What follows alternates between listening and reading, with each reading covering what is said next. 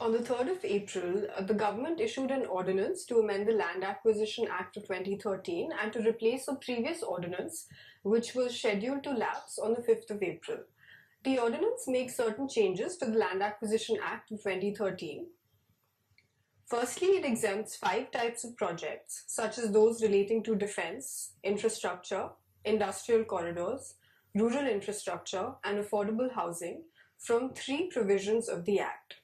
So these 3 provisions of the Act relate to obtaining the consent of landowners, conducting a social impact assessment, and certain restrictions on the acquisition of multi-crop land.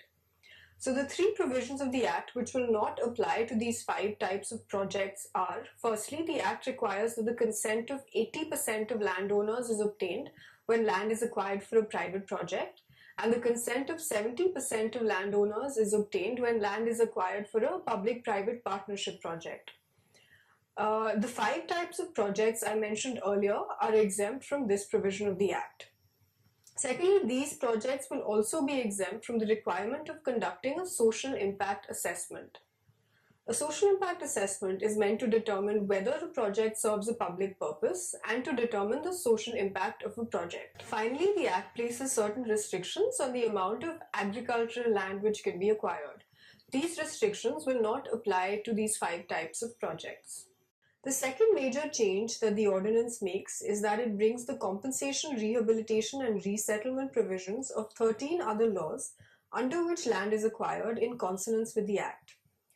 This was required by the Act. For example, if land is acquired under the National Highways Act or the Railways Act, the compensation, rehabilitation and resettlement provisions of the Land Acquisition Act will have to be adhered to.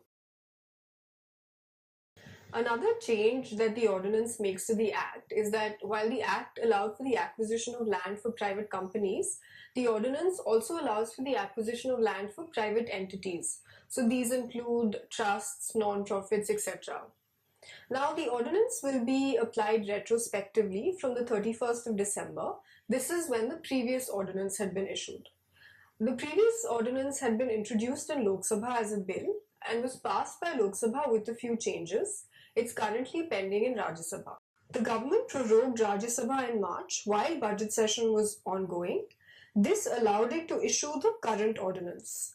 The current ordinance incorporates the changes made to the bill by Lok Sabha and will lapse on the 4th of June if it's not approved by Parliament. For more information on the ordinance, please visit our website www.prsindia.org.